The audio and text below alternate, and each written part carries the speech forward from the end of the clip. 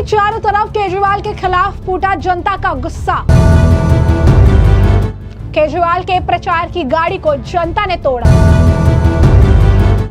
केजरीवाल के कई विधायकों ने मानी हार, जमीन पर नहीं कर रहे प्रचार। नमस्कार, मैं अंजलि मिश्रा, स्वागत है आप सभी का हमारे चैनल में। दिल्ली की जनता अब अरविंद केजरीवाल से जो नाराजगी है उसे पूरी तरीके से जाहिर करती नजर आ रही है। और दिल्ली में पूरी तरह अगर आप देखेंगे कि हर तरफ से अरविंद केजरीवाल, उनके नेता, उनके विधायकों को खदेड़ने का वीडियो सोशल मीडिया पर वायरल होता नजर आ रहा है। और इससे अब अरविंद केजरीवाल और उनकी पार्टी भी काफी ज्यादा परेशान होती नजर आ रही। अब ऐसे में केजरीवाल ने भी एक और वीडियो साझा किया जहां पर अरविंद केजरीवाल आम जनता को बीजेपी का कार्यकर्ता बता रही हैं, अमित शाह के गुंडे बता रही हैं। और इस वीडियो में साफ तौर पर नजर आ रहा है कि केजरीवाल की प्रचार की गाड़ी पर जनता अपना गुस्सा निकाल रही है और प्रचार गाड़ी पर जो है तोड़फोड़ करती नजर आ रही है। प्रचार गाड़ी के पोस्टर्स फाड़ दिए जा रहे हैं और जो है लोगों का आक्रोश देखने के लिए मिल रहा है। और इसी तरीके से तमाम जगहों पर जो है सिचुएशन देखने के लिए मिल रही है। संजय सिंह के जनसभा है, संजय सिंह जहां जा रहे हैं लोगों के बीच, वहां केजरीवाल चोर है के नारे लगा रही है। केजरीवाल की पत्नी जहां जा रही है वहां पर वर्ल्ड क्लास हेल्थ फैसिलिटी की फुल जो है पोल जनता उनके सामने खोलती नजर आ रही है, उनसे सवाल जवाब कर रही है। आतिशी भी जहां जा रही है इसी तरीके से उनसे भी लोग सवाल कर रहे हैं। केजरीवाल तक से सवाल कर रहे हैं कि इतने साल हमने तुम्हें दिए तो इतने सालों में तुमने हमें क्या दिया। झूठे वादे बरगलाने के अलावा जमीनी स्तर पर जो है तुमने क्या दिया। कूड़े का पहाड़, ध्वनि प्रदूषण, पानी प्रदूषण और जो है एयर पोल्यूशन क्या दिया, यही जो है जनता सवाल पूछ रही है। और इतने सालों के काम को देखते हुए, इतने साल जो केजरीवाल ने वादे किए, वादों को पूरा नहीं किया, इसे लेकर जनता में भारी आक्रोश है। और जनता का आक्रोश इस तरीके से ही फूटता नजर आ रहा है। आम आदमी पार्टी, खासकर केजरीवाल के जो घोटाले रहे, शीश महल का जो मामला रहा, शराब घोटाला, क्लासरूम घोटाला, पानी जो है जल बोर्ड में घोटाला, इस तरीके के जो तमाम घोटाले रहे, इन घोटालों को लेकर भी आम जनता में भारी नाराजगी है। और जिस तरीके से नाराजगी सामने आ रही है, इसे देखते हुए हाल ही फिलहाल में केजरीवाल की पार्टी के 8 विधायकों ने इस्तीफा दे दिया था। और अब जो बचे हुए विधायक हैं वो आम जनता का गुस्सा देखकर इस कदर डर गई है कि अब केजरीवाल के कई विधायकों ने पहले ही हार मान ली है। वो पैसा खर्च करके प्रचार नहीं कर रहे हैं, जमीन पर प्रचार के लिए नहीं उतर रहे हैं क्योंकि उन्हें अपनी हार दिख चुकी है और वो प्रचार नहीं करना चाह रहे। उन्होंने प्रचार से किनारा कर लिया, वो अपने घर में वो चुपचाप बैठे हुए हैं। भगवान भरोसे जो है चीजें उन्होंने अब छोड़ रखी है, क्योंकि जिस तरीके से केजरीवाल और उनकी पार्टी को हर जगह से मुक्की खानी पड़ रही है, हर जगह से जिस तरीके की स्थिति देखने के लिए मिल रही है, ये काफी ज्यादा जो दिल्ली चुनाव के रिजल्ट जो है उसे जनता चीख चीख के बता रही है। आतिशी ने भी एक वीडियो साझा की, वो भी लिखती है कि दिल्ली में गुंडागर्दी की हदें पार हो गई, चुनाव में हार की बौखलाहट, भाजपा के कार्यकर्ता गली गली में गुंडागर्दी कर रहे हैं। यह वीडियो देखिए, गोविंदपुरी में आम आदमी पार्टी के कार्यकर्ताओं से हाथापाई करके पर्चे छीने जा रहे हैं। तो इस तरीके से केजरीवाल, उनके जो पार्टी के जो अन्य नेता हैं, आतिशी हो गए, सौरभ भारद्वाज हो गए, संजय सिंह हो गए, लगातार एक एक वीडियो उठा रहे हैं जहां जनता उनसे जवाब मांग रही है, जहां जनता केजरीवाल के खिलाफ चीजें बोल रही है, केजरीवाल के खिलाफ अपना आक्रोश जाहिर कर रही है। उस जनता को, उस भीड़ को तुरंत बीजेपी का कार्यकर्ता बता दिया जा रहा है, बीजेपी के लोग बता दे रहे हैं, अमित शाह के गुंडे बता दिए जा रहे हैं। क्योंकि आम जनता का जो आक्रोश है उसे वो देखकर समझ चुके हैं, यूं कहिए भयभीत हो चुके हैं। और उन्हें पता चल गया है कि दिल्ली की जनता ने अब मूड बना लिया है, दिल्ली की जनता ने अब मन बना लिया है केजरीवाल को हटाना। इसी बीच अब आपको बता दें कि सुधांशु त्रिवेदी ने भी जो है प्रेस कॉन्फ्रेंस की और प्रेस कॉन्फ्रेंस करके उन्होंने भी केजरीवाल पर जमकर जो है निशाना साधा। सुधांशु त्रिवेदी ने भी केजरीवाल की पोल खोली और उन्होंने बताया कि किस तरीके से केजरीवाल की कथनीय करनी में कितना ज्यादा डिफरेंस देखने के लिए मिलता है। उन्होंने बताया, सुधांशु त्रिवेदी ने, कि किस तरीके से केजरीवाल बड़ी बड़ी बातें करते हैं, अपने आप को पढ़े लिखे मुख्यमंत्री जो है कहते हैं, IIT ग्रेजुएट कहते हैं। मैं उनसे पूछना चाहता हूँ कि आपने जो फर्जी दावा किया कि जैसे यमुना में जहर मिलाने का दावा किया, वैसे आप मुझे बताइए कि 25,000 रुपए का जो ये आप जो है सजबाग दिखाने का जो प्रयास कर रहे हैं 78,000 करोड़ में दिल्ली के बजट में, कहां से आएगा ये भी जरा बताइए। जो ये बड़े बड़े जो ऐलान कर रहे हैं, फिर से ये वादे कर रहे हैं, उसके आंकड़े के बारे भी सुधांशु त्रिवेदी और केजरीवाल से सवाल पूछते नजर आ रहे हैं। जरा सुनिए क्या कुछ और सुधांशु त्रिवेदी का कहना है। मित्रों, आप सभी ने देखा कि कल जो भारत का बजट पास हुआ, ये सर्वसमावेशी, समाज के हर वर्ग को आर्थिक शक्ति प्रदान करने वाला और प्रधानमंत्री श्री नरेंद्र मोदी जी के विकसित भारत के लक्ष्य को साकार करने वाला एक युगांतकारी बजट है, जिसमें किसानों से लेकर और मध्य वर्ग तक सरकार ने आर्थिक विवेक के अनुसार भारत की आर्थिक प्रगति का मार्ग प्रशस्त किया है। परंतु इस बजट में अगर आपने देखा होगा तो जब वित्त मंत्री जी ने अपने बजट का भाषण प्रारंभ किया और जो उन्होंने 6 एरियाज ऑफ फोकस बताए, उसमें एक अर्बन डेवलपमेंट भी था, एक पावर था, एक माइनिंग था, एक टैक्स रिफॉर्म्स था, एक स्ट्रक्चरल चेंजेस थे। तो पहली बार ऐसा हुआ है कि अर्बन डेवलपमेंट के ऊपर विशेष फोकस इस सरकार के द्वारा किया गया है। और दूसरा है पावर। अगर आप देखें तो भारत को यदि विकसित राष्ट्र बनना है और जो शहरी क्षेत्र हैं उनको वैश्विक स्तर पर आगे बढ़ना है, तो अर्बन डेवलपमेंट एंड पावर, ये दोनों बहुत की फैक्टर हो जाते हैं। अगर हम दिल्ली के संदर्भ में देखें तो ये दोनों ही, क्योंकि Delhi by and large predominantly एक अर्बन एरिया है, तो इन दोनों का सर्वाधिक लाभ यदि किसी राज्य को प्राप्त होने जा रहा है तो वो दिल्ली को प्राप्त होने जा रहा है। इससे पहले भी अगर मेट्रो पूरे भारत में 1000 किलोमीटर तक पहुंच गई है और दिल्ली में 2 गुनी हो गई है पिछले 10 वर्षों में, तो निश्चित रूप से इससे इंफ्रास्ट्रक्चर में नया युग प्रारंभ हुआ है। और एक सबसे बड़ा जो कल के बजट का महत्वपूर्ण निर्णय रहा, आज तक हमेशा ऐसा हुआ है कि किसी भी वर्ग ने बजट से जो अपेक्षा की है और उसकी अपेक्षा रही है वो आंशिक रूप से पूरी हुई है। परंतु पहली बार ऐसा हुआ है कि मध्य वर्ग को जो अनुमान था, अनुमान से अधिक सरकार ने छूट देने का कार्य किया है, अर्थात आंशिक नहीं, अपेक्षा से अधिक किया है। क्योंकि अनुमान यह था कि 10 लाख तक की आय वालों को income tax, personal income tax से छूट मिलेगी, वो 12 लाख तक करने का निर्णय जो सरकार ने लिया है, मुझे लगता है यदि किसी एक राज्य को इसका सर्वाधिक लाभ होने जा रहा है तो वो दिल्ली है। 1 करोड़ के लगभग यहां मध्य वर्ग है। और जहां तक इनकम टैक्स जो लोग रिटर्न्स फाइल करते हैं, उसमें दिल्ली में इनकम टैक्स रिटर्न फाइल करने वाले लगभग 85% लोग ऐसे हैं जो 12 लाख रुपए से कम की आमदनी में है। अर्थात जो लोग इनकम टैक्स रिटर्न फाइल करते हैं दिल्ली में, जो इनकम टैक्स पे करते हैं, उनमें से 85% लोगों की, शायद 36 लाख का, 35 पॉइंट कुछ लाख का डाटा है, जिसमें 30 पॉइंट समथिंग है जो 12 लाख रुपए से कम की आयु पे हैं।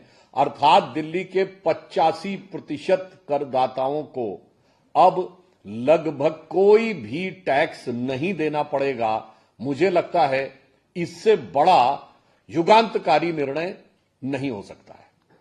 अब इसके अतिरिक्त जो दिल्ली को प्रभावित करने वाली चीजें हैं, उसमें अगर आप देखें तो जो टैक्स डिडक्शन एट सोर्स था, जिसको हम टीडीएस कहते हैं सामान्य भाषा में, वो 50,000 रुपए के ऊपर होता था, अब 1 लाख रुपए। यानी अब बैंक में आपका पैसा जमा है और उसका ब्याज पहले 50,000 रुपए से ऊपर होने पर उसमें automatic tax deduction at source होता था, अब 1 लाख रुपए होगा। और उससे बड़ी बात अगर आप देखें तो हमारे यहां एक अच्छी खासी पॉपुलेशन है जो सीनियर सिटीजन भी हैं, जो रेंटल इनकम के ऊपर उनका खर्चा चलता है, यानी मकान किराए पे है और उस किराए से वो अपना कार्य चला रहे हैं। अब उस किराए के ऊपर जो है वो 6 लाख रुपए तक टीडीएस ऑटोमेटिकली नहीं कटेगा।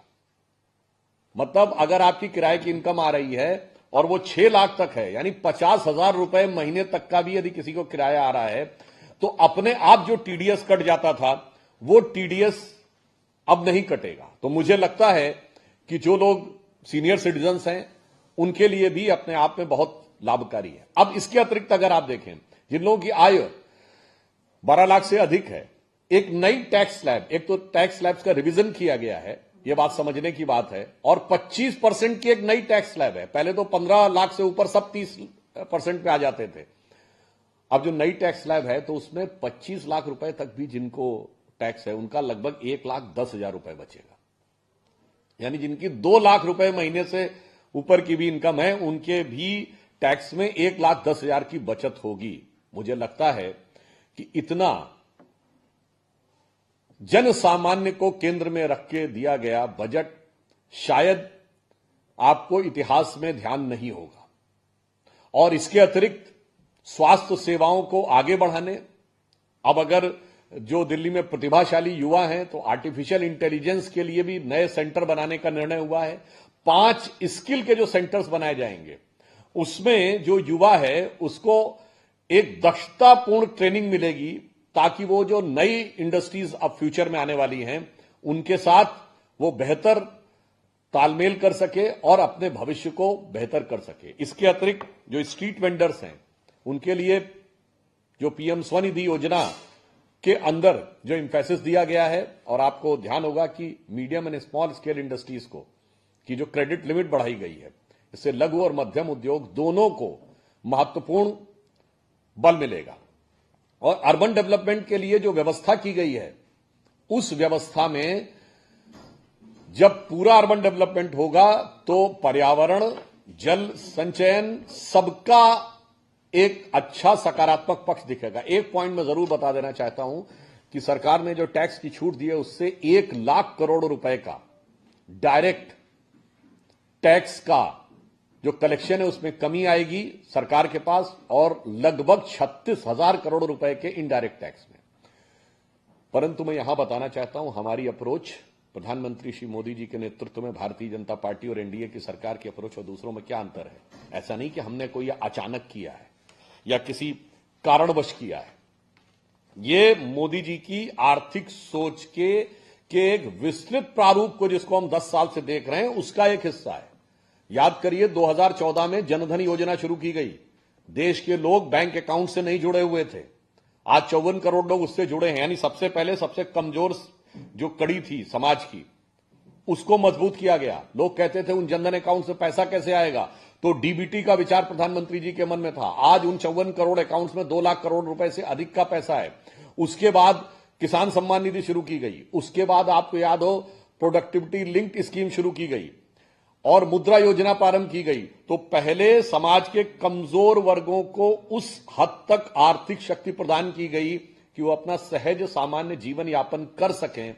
और उसके बाद उस चरण के बाद अगर आप देखें तो जब भारत इंडस्ट्रियल चीज में भी आगे बढ़ने लगा, हम 5वीं बड़ी अर्थव्यवस्था बन गए, फॉरेन एक्सचेंज रिजर्व हमारा $600 बिलियन के ऊपर पहुंच गया।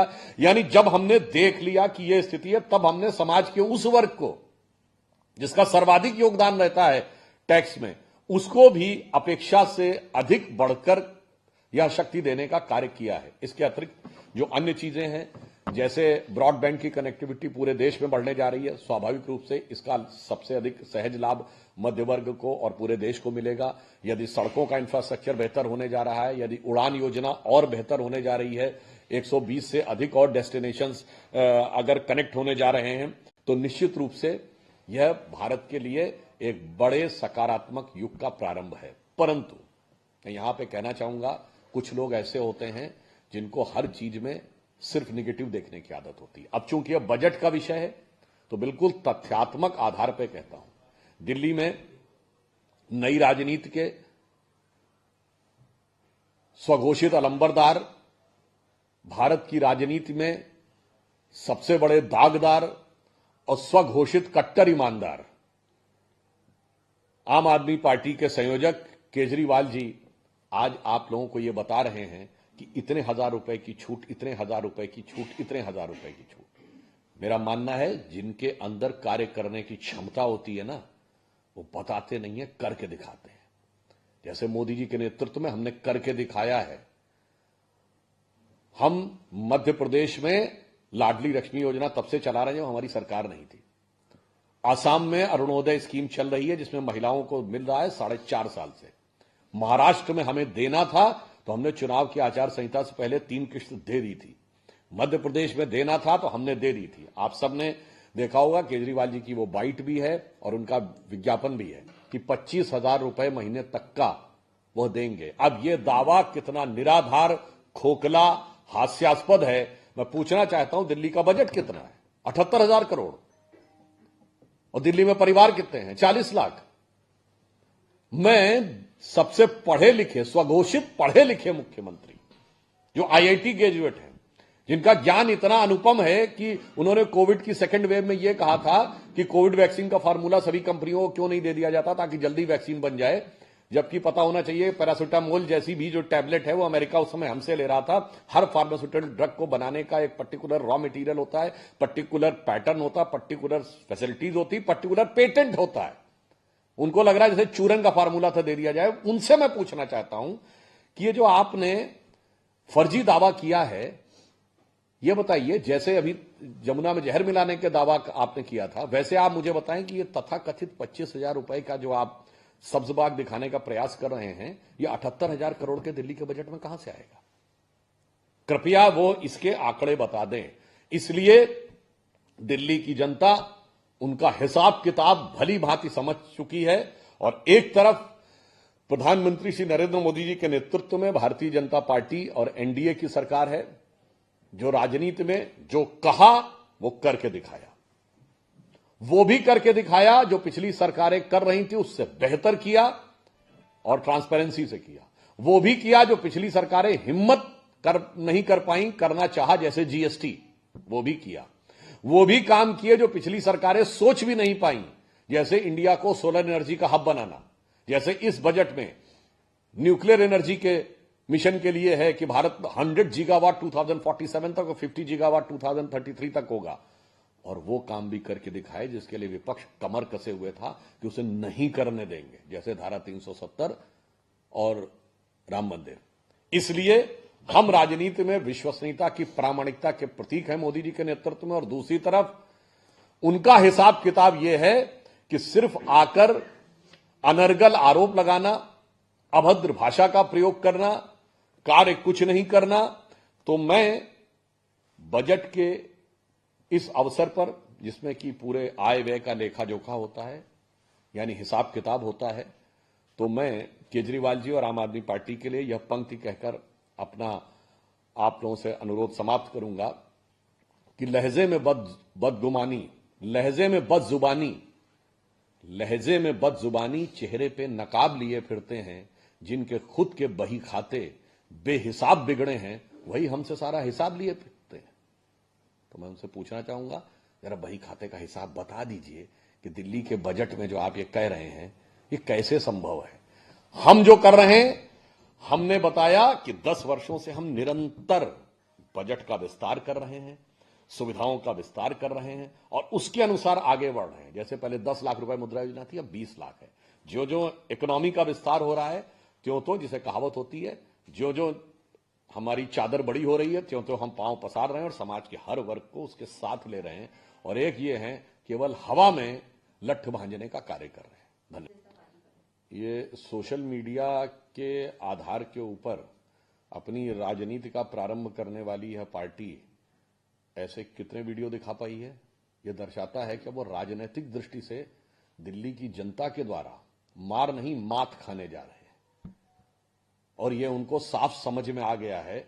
इसलिए आप उदाहरण देखिए, वो चुनाव आयोग गए थे और उन्होंने क्या कहा, जब उनसे पूछा गया कि आपने जमुना में जो जहर मिलाने का दावा किया है उसका रिपोर्ट दीजिए, तो केजरीवाल जी के वक्तव्य के जवाब में जो दिल्ली जल बोर्ड का जवाब था वो पहले थे। मतलब ये तो वाली बात हो गई कि सवाल से पहले जो जवाब आ चुका था उसको मैं सवाल के बाद के जवाब में पूछने का प्रयास कर रहा हूं। तो मुझे लगता है कि ये केजरीवाल जी को अपनी हार अब तय दिख रही है। तो तय शुदा शिकस्त के बहाने उन्होंने अभी से ढूंढने शुरू कर दिए हैं। मुझे लगता है कि as far as Sheesh Mahal is concerned, the people has seen and the entire character, entire tendency and the deceit by Aam Aadmi Party and Shri Kejriwal has been blatantly exposed that what was their dastardly design to hoodwink the people of India and hoodwink the people of Delhi. So just one thing, अब मैं कहना चाहता हूं कि शीश महल ने उनके चेहरे का नकाब पूरी तरीके से उतार दिया है। जिन्होंने बयान नहीं दिया था, लिखित में कहा था कि हम वो नहीं लेंगे, और मैं यहां उनके दोनों बातों की आलोचना करता हूं। कोई मुख्यमंत्री 2 कमरों के फ्लैट से काम नहीं चला सकता, ये वो तब बोल रहे थे, तब भी झूठ बोल रहे थे जनता को गुमराह करने के लिए, और किसी मुख्यमंत्री को इतने आलीशान मकान की भी देखिए, जिस तरीके की बौखलाहट, खिसियाहट और घबराहट केजरीवाल जी के बयानों में नजर आ रही है, मुझे लगता है उसके बाद भली भांति समझा जा सकता है कि किसको अपनी हार दीवार पर लिखी हुई इबारत की तरह साफ साफ नजर आ रही है। देखिए, इस बार वो पूरी तरीके से एक्सपोज हो चुके हैं। पहली बार वो भ्रष्टाचार के जिन आरोपों में हैं, महत्वपूर्ण बात जानते क्या है, वो भ्रष्टाचार के जिन आरोपों में अंदर हैं, उसके जवाब में वो एग्जैक्टली वही सेंटेंस बोल रहे हैं जो भ्रष्टाचार के हर आरोपी ने पिछले 30 साल में बोले हैं, ये तो मेरे खिलाफ राजनीतिक षड्यंत्र है। क्या यही लालू प्रसाद यादव जी का 97 में जेल जाते समय बयान नहीं था? यही करुणानिधि का 2000 में जेल जाते समय बयान नहीं था? यही सुरेश कालमाड़ी का 2010 में जेल जाते समय बयान नहीं था? यही ए राजा और कणिमोझी का 2011 में जेल जाते समय बयान नहीं था? यही 2006 में शिबू सोरेन का जेल जाते हुए बयान नहीं था? तो इस हिसाब से वो भारत के में नई राजनीति के प्रवर्तक हैं। उस नई राजनीति के 2 पार्ट हैं। एक, ऐसे मुख्यमंत्री जो जेल में रहकर भी उन्होंने इस्तीफा नहीं दिया, यानी जो मर्यादा लालू प्रसाद यादव जी ने रखी थी वो भी नहीं रखी, और दूसरे वो ऐसे मुख्यमंत्री हैं जिसने लिख के दिया था मैं सिक्योरिटी नहीं दूंगा, अब उसे अपने राज्य की Z+ सिक्योरिटी के अलावा एक दूसरे राज्य की भी Z+ सिक्योरिटी चाहिए, यानी डबल Z+ सिक्योरिटी चाहिए। तो ऐसे में हमने आपको जो पूरा मामला है विस्तार से बताया कि पूरा मामला क्या है। सुधांशु त्रिवेदी को भी आपने सुना, तो हमने आपको बताया किस तरीके से जनता का दिल्ली में इस वक्त चारों तरफ अरविंद केजरीवाल और उनकी पार्टी पर गुस्सा फूटता नजर आ रहा है। ऐसे में अब इस पूरे मामले पर आपकी भी जो राय हो हमें कमेंट सेक्शन में कमेंट करके जरूर से जरूर साझा करिएगा। धन्यवाद।